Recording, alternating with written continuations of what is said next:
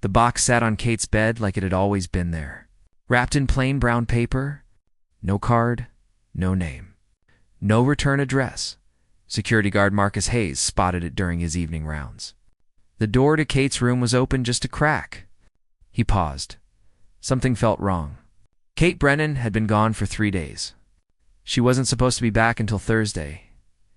He pushed the door wider. The room was dark, except for a thin line of moonlight cutting across the floor. And there it was.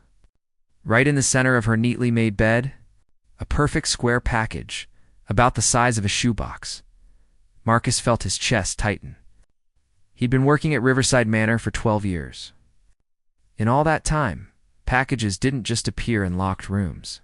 Someone had been inside, someone who shouldn't have been. He stepped closer. His boots made no sound on the thick carpet. The air smelled faintly of lavender. Kate always kept lavender sachets in her drawers. She said they reminded her of her mother. Marcus reached for his radio, then stopped. He needed to think. Kate was a private woman. Quiet. She worked nights at the hospital and kept to herself. She'd lived here for 6 years, and Marcus had never once seen her with a visitor. No friends stopping by, no deliveries at the door. Just Kate, coming and going with her nurse's bag and her tired smile. If you're enjoying this story, hit that subscribe button now. We share real emotional stories that will stay with you long after they end. You won't want to miss what happens next. The package didn't move. Of course it didn't. But Marcus felt like it was watching him anyway. He circled the bed slowly, checking the windows. Locked. The closet door closed. Everything else looked untouched. Just the box. Waiting, he thought about calling the police. But what would he say? Someone left a gift in one of the apartments. They'd laugh him off the phone. And if it turned out to be nothing, if it was just a delivery mistake or something Kate had ordered herself, he'd look like a fool. But the door had been locked. Marcus had checked it himself 2 nights ago, and no one had signed in at the front desk. He checked the logs every evening before his rounds. The last entry was from Monday morning when Kate left for her trip to Portland. His hand hovered over the box. Don't touch it, his instinct said. But his curiosity was stronger. He'd spent too many years walking these quiet hallways, checking the same doors, seeing the same empty faces. This was different. This was something real. The paper felt cheap under his fingers. Rough, the kind you'd buy at a dollar store. It crinkled when he lifted the box. Light. Too light. His pulse quickened. Marcus set it back down carefully. He needed to wait for Kate. She'd be home tomorrow night. He could ask her about it then. Make sure she was safe. Make sure this was something normal. But even as he backed toward the door, even as he locked it behind him and tested the handle twice, he knew the truth. Nothing about this was normal. And by tomorrow night, everything would be different. Marcus didn't sleep that night. He sat in the security office watching the camera feeds with burning eyes. The hallway outside Kate's apartment stayed empty. The front entrance showed nothing unusual. Just Mr. Peterson from 3B walking his dog at 11. Mrs. Chen getting her newspaper at 5:30 in the morning. But the box haunted him. He kept seeing it in his mind. That plain brown paper, that impossible lightness. Thursday evening came slowly. Marcus waited by the front desk, pretending to sort through maintenance requests. His shift didn't start for another hour, but he couldn't stay away. Kate's car pulled into the parking lot at 6. Marcus watched through the glass doors as she grabbed her small suitcase from the trunk. She looked tired. Her dark hair was pulled back in a messy ponytail. Her scrubs were wrinkled like she'd driven straight through without stopping. He met her at the elevator. "Welcome back, Ms. Brennan." She smiled. It didn't reach her eyes. "Thanks, Marcus." "Good to be home. How was Portland?" "Wet." She pressed the button for the 3rd floor. "My sister's doing better, though." "The surgery went well," Marcus nodded. His mouth felt dry. "Listen, I need to talk to you about something. When you get settled, could you give me a call? Extension 211? Kate's smile faded. "Is something wrong?" "Just something I need to ask you about." "Nothing urgent." The elevator doors opened and Kate stepped inside. She looked back at him with concern creasing her forehead. "You're sure everything's okay?" "Yeah. Just give me a call when you're ready." The doors closed. Marcus watched the numbers light up. 1, 2, 3. His radio crackled. "Marcus, we've got a noise complaint on 5. Can you check it out?"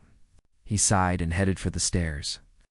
By the time he dealt with Mrs. Patterson's television and helped Mr. Rodriguez with his jammed garbage disposal, 40 minutes had passed. His phone hadn't rung. Maybe Kate had seen the box. Maybe she knew exactly what it was and didn't think anything of it. Maybe he'd been worried for nothing. He was walking past the 3rd floor. Vending machines, when he heard the scream, it came from Kate's apartment. High and sharp and cut off suddenly like someone had covered her mouth. Marcus ran. His keys jangled against his hip. His heart hammered so hard it hurt. Kate's door was closed. He knocked hard. "Ms. Brennan? Kate? Are you okay?" Silence. Marcus used his master key. His hands shook so badly, it took 3 tries to get it in the lock. The door swung open. Kate stood in the middle of her living room. The box was on her coffee table. Open. Brown paper, torn and scattered on the floor. Her face was white. Completely drained of color, she held something in her hands. Something small and dark. "Kate." Marcus stepped inside and closed the door behind him. "What is it?" "What's wrong?" She looked at him like she'd forgotten he existed. Her lips moved, but no sound came out. Then she held up what she was holding. It was a photograph, old. The edges were yellowed and bent. Marcus moved closer. The image showed a little girl, maybe 7 or 8 years old. She had dark hair and 2 braids. She wore a yellow dress with white flowers. She was smiling at the camera, but her eyes looked sad. Behind her, Marcus could see part of a house. White siding. A red door. "Who is that?" Marcus asked softly. Kate's voice came out in a whisper. "That's me." Marcus looked at the photo again. The date stamp in the corner read June 1989, 35 years ago. "I don't understand," Kate said. Her hands were shaking. "I've never seen this picture before. My mother never took photos of me. She wouldn't. She said cameras stole pieces of your soul." Marcus felt cold spread through his chest. "Is there anything else in the box?" Kate shook her head slowly. Then she stopped. "Wait." She reached into the box and pulled out a small piece of paper. White. Folded once. She opened it with trembling fingers. Marcus watched her read. Watched the color drain even further from her face until she looked like a ghost standing there. Watched her legs buckle. He caught her before she hit the floor. "Kate, what does it say?" She looked up at him with tears streaming down her face. Her voice broke on every word. "It says, I've been watching you, Katie, for so long. It's almost time to come home." Asterisk Marcus helped Kate to the couch. She sat there staring at nothing. The photograph clutched in one hand, the note in the other. He got her a glass of water from the kitchen. She didn't drink it. "I need to call the police," Marcus said. "No," Kate's voice was sharp. "No police. Someone broke into your apartment. Left you a threatening message." "We have to? It's not a threat." Kate looked at him finally. Her eyes were red but fierce. "You don't understand. This is from my father." Marcus sat down slowly in the chair across from her. "Your father?" "I haven't seen him since I was 8 years old. He went to prison. For what he did to us. To me and my mother." Kate's hands tightened around the photograph. "He got 25 years. He shouldn't be out yet." The room felt smaller suddenly. Marcus could hear the clock ticking on the wall. Could hear his own breathing. What did he do? Kate was quiet for a long time. When she finally spoke, her voice was flat, empty. "He kept us locked in the house. For years, we weren't allowed to leave. Not for school. Not for anything. My mother homeschooled me. We had food delivered. He controlled everything. Every minute of every day. How did you get out?" "I didn't. Not really." Kate set the water glass down without drinking. "When I was 8, my mother got sick. Really sick. She was coughing up blood. He wouldn't take her to a doctor. He said doctors were part of the system, part of the conspiracy to control people's minds. One night she collapsed. I was so scared. I broke a window and ran to the neighbor's house. They called 911. Kate's voice cracked. By the time the ambulance came, she was already gone. Pneumonia. Something that could have been treated easily if she'd just seen a doctor weeks earlier. Jesus. Kate. The police found journals. My father had been documenting everything. He thought the government was after him. Thought they were sending people to watch the house. He'd been planning to move us somewhere remote. Somewhere no one could find us. Kate looked down at the photograph. This picture was in those journals. The police kept them as evidence. I never got to see them. Marcus's mind raced. But if he's in prison, he was supposed to be. I made sure I knew his release date. I've been checking every year. He's not due out until 2028. 3 more years. Kate stood up suddenly, pacing. Unless he got early parole. Unless someone made a mistake. Unless her phone rang. The sound cut through the room like a blade. Kate froze. They both stared at it, buzzing on the coffee table. Unknown number. Don't answer it, Marcus said.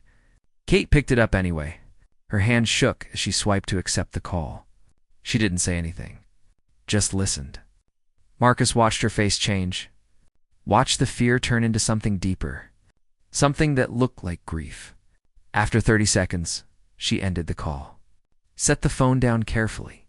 What did they say? Marcus asked. Kate's voice was barely a whisper. It was him. He said he's been watching me for 6 months. He knows where I work. Knows I drive a blue Honda. Knows I get coffee at the cafe on Maple Street every Saturday morning. She looked at Marcus with hollow eyes. He said he served his time. Said he paid his debt to society. And now he wants his daughter back. We're calling the police right now. Said if I call the police, he'll disappear again. And next time I won't see him coming. Kate wrapped her arms around herself. He said he just wants to talk. To explain. To make me understand that everything he did was to protect me. Marcus stood up. That's insane. You can't meet with him. I'm not going to. Kate walked to the window and looked out at the parking lot below. But I need to know how he found me. I changed my name after I turned 18. Moved 3 times. I've been so careful. Maybe he hired someone. A private investigator? Maybe. Kate turned back to face him. Or maybe he's been out longer than I thought. Maybe he's been planning this for years. The apartment felt too quiet, too still. Marcus walked to the window and checked the lock. Then he checked the door. The deadbolt. The chain. You can't stay here tonight, he said. It's not safe. I don't have anywhere else to go, and I'm staying. Marcus pulled out his phone. I'm calling my supervisor, telling him I'm taking a personal night. I'll sleep on your couch. Kate started to protest, but the words died in her throat. She looked exhausted, defeated. Thank you, she whispered. Marcus nodded. He called his supervisor and explained there was a security situation. Then he settled into the chair by the window where he could watch the parking lot. Neither of them slept. They sat in the dark apartment, waiting, watching, and somewhere out there in the night. Kate's father was watching too. Morning came gray and cold. Marcus made coffee while Kate showered. She emerged, looking more put together, but the fear still lived in her eyes. She'd pulled her hair back tight, put on clean scrubs. Like going through the motions of normal life could somehow make this nightmare less real. I have to go to work, she said. Marcus frowned. Kate, I don't think that's a good idea. I can't just hide. I have patients depending on me. And if I stay here, I'll lose my mind. She grabbed her bag. The hospital is safe. Security everywhere. Cameras. People. Marcus wanted to argue, but he saw the determination in her face. Then I'm driving you, and I'm picking you up tonight. Kate started to refuse, then nodded. Okay, they took Marcus's truck. He watched the rearview mirror the whole way. Every car felt suspicious. Every person on the sidewalk could be her father. Kate sat rigid in the passenger seat, her hands clenched in her lap. At the hospital entrance, she turned to him. Marcus, you don't have to do this. This isn't your problem. Yes, it is. He met her eyes. You're my friend. That makes it my problem. Something softened in Kate's expression. I'll call you when my shift ends. 9 o'clock. Marcus watched her walk through the sliding glass doors. Then he drove to the police station. The detective who took his statement was young. Too young. She listened with a blank expression while Marcus explained about the package, the photograph, the phone call. When he finished, she set down her pen. Has he threatened her directly? He's stalking her. Has he made any specific threats of violence? Marcus felt frustration rise in his chest. He's a convicted felon who kept his family prisoner. He broke into her apartment. We don't know that he broke in. The package could have been delivered by mistake. Could have been left by a friend. She doesn't have friends. The detective raised an eyebrow. Mr. Hayes, I understand your concern. But without evidence of a direct threat, there's not much we can do. If she gets a restraining order, we can help enforce it. But that requires her coming in to file. She's afraid, and she needs to decide what's more important, her fear or her safety. The detective stood. Tell her to come in. We'll help her. But she has to take the first step. Marcus left the station feeling hollow.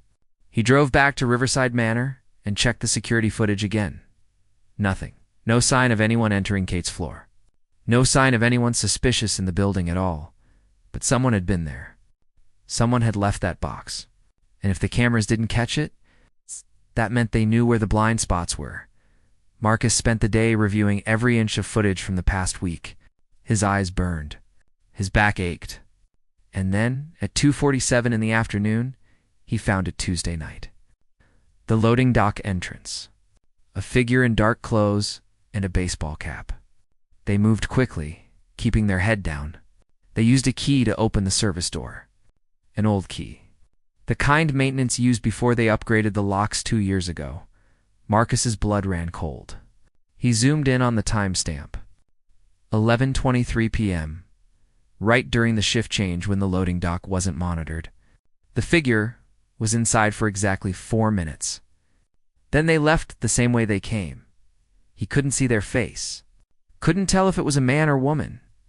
But they moved with purpose. They knew exactly where they were going. Marcus called the detective. Left a message about the footage. Then he called Kate. I found something, he said when she answered. Can you talk? I'm on break. What did you find? He told her about the footage. About the key. About how whoever left the package knew the building's security patterns. Kate was quiet for a long moment. Marcus, there's something I didn't tell you. About my father. What is it? Before he went to prison, he worked in security. He installed alarm systems. Security cameras. He knew how to get around them. Her voice dropped to a whisper. That's how he kept us hidden for so long. He knew how to make us invisible. Marcus felt a chill run down his spine. Kate, there's more. I got another call during my lunch break. From a number I didn't recognize. I didn't answer, but they left a voicemail. She paused. He said he left something else for me. Something I need to see. He said it's in a place only I would know. A place from before. What does that mean? I think I know. Kate's voice shook. The house. The one where we lived. Where my mother died. It's been abandoned for years. The city condemned it after the trial. But he's saying there's something there for me. Don't go there. Kate, promise me you won't go there. I have to know what it is. Then I'm coming with you. Marcus, I'm not arguing about this. If you're going, I'm going with you. Kate was silent. Then my shift ends at 9.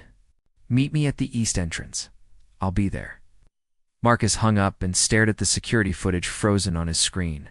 The dark figure with the baseball cap. Kate's father, almost certainly. A man who had spent years in prison learning patience. Learning to wait, and now he was out. And he wanted his daughter back. Asterisk, the house stood at the end of a dead-end street. Boarded windows. Overgrown yard. A rusted chain-linked fence that had fallen down in places. Marcus pulled his truck to the curb and killed the engine. Neither of them moved. Kate stared at the house, like it might reach out and grab her.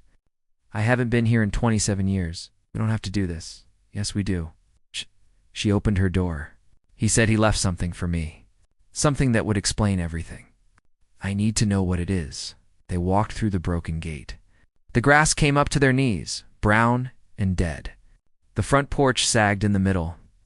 Someone had spray-painted words on the door, but they'd faded to nothing. Marcus tried the door. Locked. He looked at Kate. There's a back entrance, she said quietly. Through the basement? They walked around the side of the house. The basement window was broken. Marcus pulled away the remaining glass carefully and climbed through. Kate followed. Asterisk inside. It was dark. Marcus turned on his phone's flashlight. The beam cut through shadows and dust. The basement was empty except for an old furnace and some broken furniture. Water stains spread across the ceiling. The air smelled like mold and decay. Stairs led up. Marcus went first, testing each step. The wood groaned but held. At the top, a door hung open on one hinge.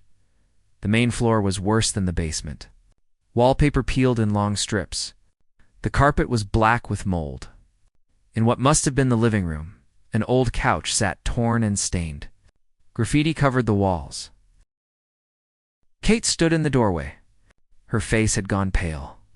This was where we sat. Every night, he'd make us watch the news and point out all the ways the world was dangerous. All the reasons we had to stay inside. Marcus put a hand on her shoulder. Where would he have left something? My room. Upstairs. Kate moved toward the staircase like she was walking through a dream. Second door on the right. The stairs were even worse than the basement steps. Marcus went first again, staying close to the wall, where the wood was strongest. One step cracked under his weight. He shifted quickly to the next one. At the top, a hallway stretched dark and narrow. 3 doors, all closed. Kate walked to the second one. Her hand hovered over the knob. I used to hear my mother crying through these walls. Every night, she'd cry, and I couldn't help her. She opened the door. The room was small. A single window boarded up. Bars on the outside, visible through the cracks. In the corner, a metal bed frame with no mattress. On the wall, someone had drawn pictures. Childish drawings in crayon. Flowers, suns, a family holding hands. Kate's drawings. In the center of the floor sat a cardboard box. Newer than everything else. Out of place. Marcus stepped forward. Don't touch it. Let me check it first. He knelt down and examined the box carefully. No wires, no strange smells. Just a plain cardboard box, unsealed. He lifted the flap slowly. Inside were journals. Dozens of them. Small notebooks with worn covers. Marcus pulled one out and opened it. The handwriting was neat. Precise, female. These are your mother's, he said softly. Kate knelt beside him. She took the journal from his hands with shaking fingers. Her eyes moved across the page. Then tears started falling. What does it say? Marcus asked. Kate's voice broke. She's writing about me. About how much she loved me. How every day she was trying to find a way to get us out. She flipped pages, reading faster. She was planning to escape. She'd been hiding money. She'd contacted a women's shelter. She was going to take me and run. When, the week she died, Kate looked up at Marcus. She was so close. We were so close to being free. The bottom of the box, underneath all the journals, was a letter. White envelope. Kate's name written on the front in different handwriting. Masculine. Shaky. Kate opened it with trembling hands. Marcus read over her shoulder. Katie, I need you to understand. Everything I did was to protect you. The world out there is cruel. It's dangerous. Your mother didn't understand that. She wanted to take you away from safety, take you into danger. I couldn't let that happen. I loved you both too much. When she got sick, I knew it was a test. God was testing my faith, testing whether I would break. I held strong. I believed she would get better if we just prayed harder, if we just stayed faithful. But you broke that faith. You ran. You let them take you away from me? I've spent 25 years thinking about that night, about what I could have done differently. And I realized something. You were just a child. You didn't understand. You were scared. I forgive you, Katie. Now I'm out. I've paid my debt, and I've been watching you. I've seen the life you've built. The way you help people at that hospital. You got your mother's kindness, her caring heart, but you're alone. You have no one, no family, no real friends, just work in an empty apartment. That's no way to live, sweetheart. I'm giving you a choice. You can keep living that hollow life, or you can come home. I've found a new place, safe, remote, perfect, just like before, but better. We can start over, be a family again. The journals are my gift to you, so you can understand your mother. Understand that she loved you, but she was confused. She was going to make a terrible mistake. I saved you from that mistake, Katie, and I can save you again. I'll be waiting at the address below. Come before midnight tonight. Come home. Your father at the bottom of the letter was an address, a rural route number, no town name, just directions and a crude map. Kate's hands shook so hard the paper rattled. Marcus took it from her gently. He's insane, Marcus said. He killed her. Kate's voice was hollow. He let my mother die because of his delusions. And he thinks I'm going to just go with him. Live in some isolated house where he can lock me up again. I need to call the police. Right now. This letter is evidence. The journals are evidence. Kate stood up slowly. She looked around the room. At her childhood drawings on the wall. At the bars on the window. He said, "Come before midnight, Kate." No, if I don't go, he'll disappear. And next time he comes for me, I won't see it coming. She looked at Marcus with fierce determination. But if I do go, if I meet him, we can end this. The police can follow us. They can arrest him, or he can kill you. He won't. He thinks I'm coming home willingly. He thinks I'll understand. Kate picked up her mother's journals and held them to her chest. But I do understand. Finally, my mother died trying to save me.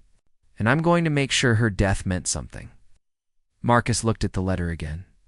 At the address.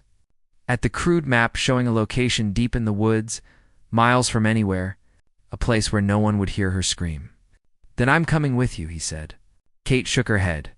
No, you call the police. Tell them everything. Give them this address. Then follow with them. But stay back. If he sees police cars, if he sees you, he'll run. Or worse, I'm not letting you go alone. You have to. Kate met his eyes. He's expecting me alone. That's the only way this works. Marcus wanted to argue. Wanted to grab her and drag her out of this house and away from this nightmare. But he saw the look in her eyes. The same look he'd seen in soldiers. The look that said the decision was already made. Okay, he said finally. But I'm calling the detective now. And I'm following close behind. Kate nodded.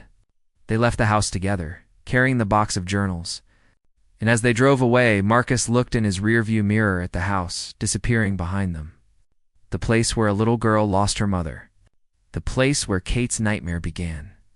And in a few hours, they would face the man who created that nightmare. The man who thought he could have his daughter back. But Kate wasn't that little girl anymore. And this time, she wasn't running away. She was running toward the end. Detective Sarah Mills listened to Marcus's story without interrupting. When he finished, she leaned back in her chair and rubbed her eyes. This is a terrible idea, she said flatly. I know. If something goes wrong, then you'll be right there to stop it. Marcus set the letter on her desk. He's expecting her at 11. It's 9:30 now. We have time to set up surveillance. Position officers in the woods around the property. Kate goes in, gets him talking, and you move in. Detective Mills picked up the letter and read it again. Her jaw tightened. Where is she now? At her apartment. Getting ready. I want to talk to her first. She won't change her mind. I still want to talk to her. They drove to Riverside Manor in Detective Mills's unmarked car.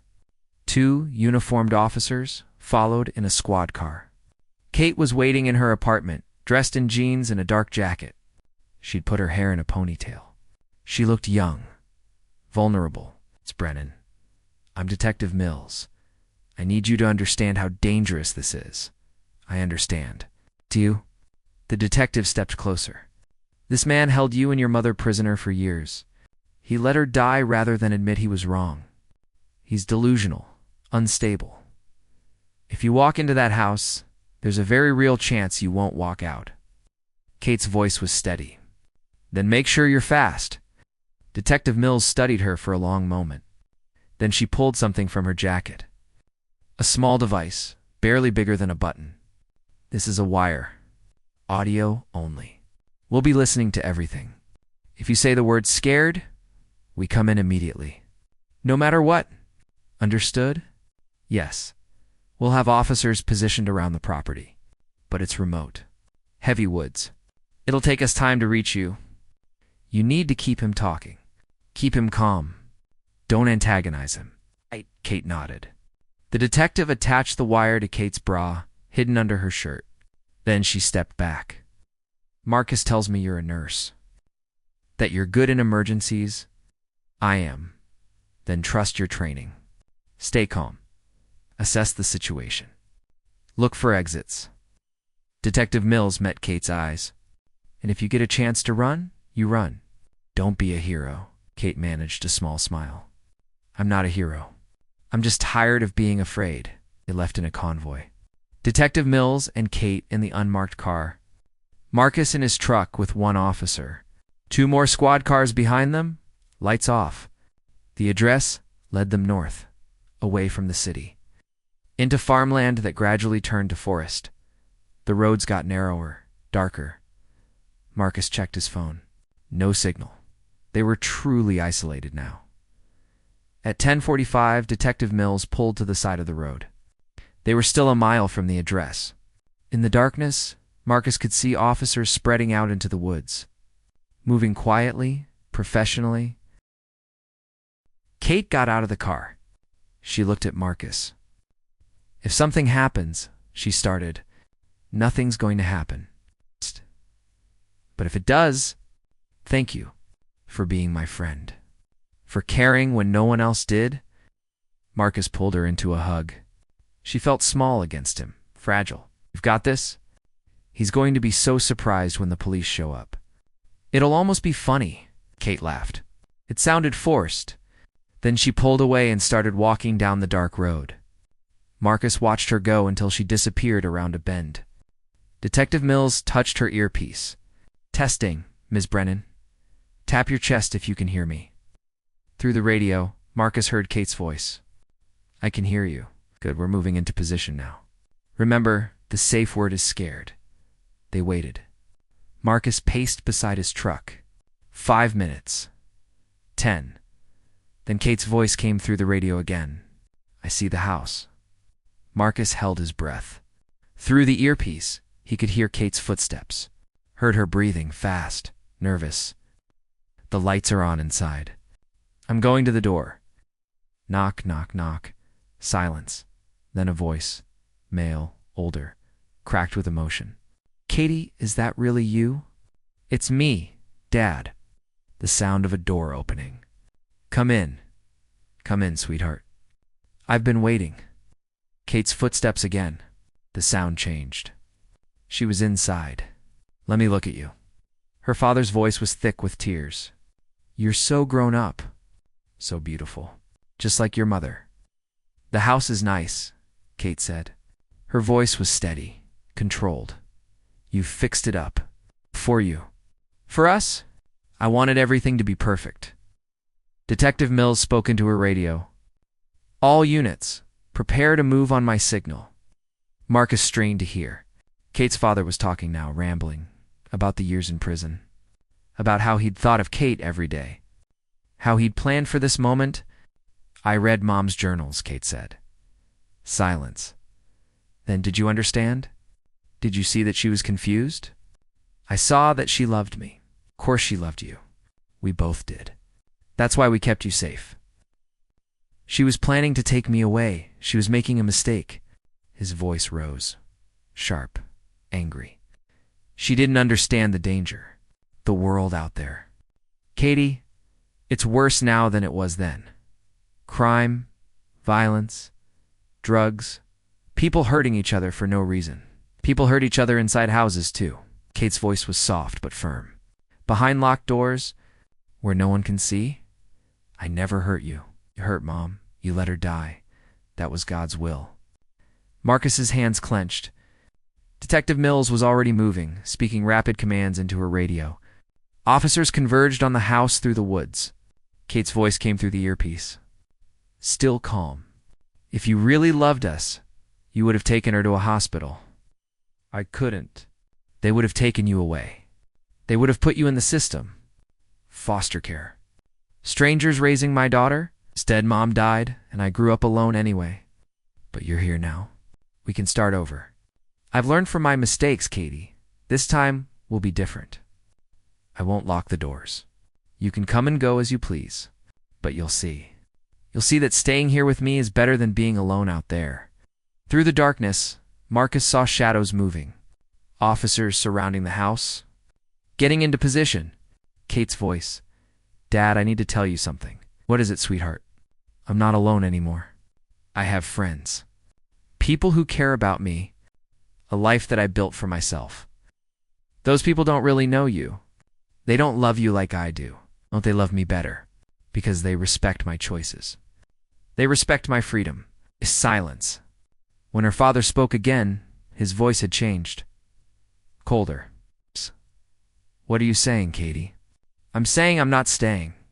I came here to tell you that to your face.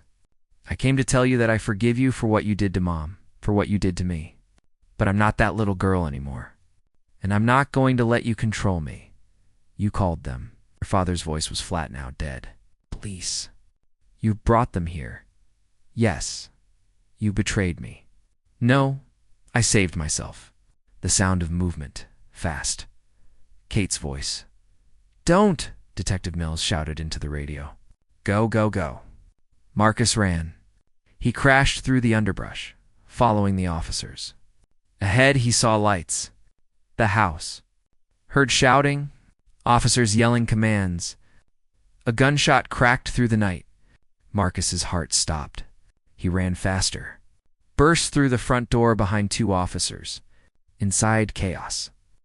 Officers everywhere. And in the middle of the room, Kate stood with her hands up, unharmed. Her father was on the ground, handcuffed, screaming that they had no right. That Kate was his daughter. That they couldn't take her from him again. Detective Mills secured the weapon. A small revolver that had been on a table. Kate's father had reached for it when the officers burst in. They'd tackled him before he could pick it up. The gunshot had been a warning shot into the ceiling. Kate looked at Marcus. Tears streamed down her face, but she was smiling. It's over. Marcus pulled her into his arms. She collapsed against him, sobbing. Not from fear. From relief? From the weight of 27 years finally lifting. They arrested her father on charges of stalking, breaking and entering, and attempted assault. Later, they would add charges related to what happened to Kate's mother. The journals provided evidence that he'd denied her medical care deliberately, that he'd known she was dying and chose his delusions over her life. 3 weeks later, Marcus sat with Kate in her apartment. New locks on the door. A security system installed. But more than that, something had changed in Kate herself. She held her head higher. Smiled more easily. I'm thinking about joining a support group, she said. For survivors of abuse, the detective recommended it. That's good. I'm going to therapy. Actually talking about what happened. All of it. Kate looked at Marcus. I spent so long trying to pretend none of it happened. Trying to just move forward and forget. But you can't heal what you don't acknowledge. Marcus nodded. How are you feeling? Scared sometimes. But also free, Kate smiled. For the first time in my life, I feel like I can breathe. Like I'm not waiting for something terrible to happen. On the coffee table sat her mother's journals. Kate had been reading through them slowly, learning about the woman she barely remembered, finding comfort in words written decades ago. My mom wrote something in one of her last entries, Kate said. She wrote, Someday Katie will understand that love isn't about keeping someone safe from the world. It's about giving them the strength to face it. She looked at Marcus. You gave me that strength. When you could have walked away, when this wasn't your responsibility, you stayed. You helped me face him. That's what friends do. Kate smiled. Yes, that's what friends do. Outside, life at Riverside Manor continued. People came and went. Marcus did his rounds. Checked doors. Made sure everyone was safe. But now, when he passed Kate's apartment, he didn't feel worry. He felt hope. Because sometimes the gifts that matter most aren't the ones wrapped in paper. They're the ones wrapped in courage, in friendship, in the strength to finally face your past and choose your own future. And Kate had opened that gift. Not the one her father left, but the one she gave herself, the gift of freedom.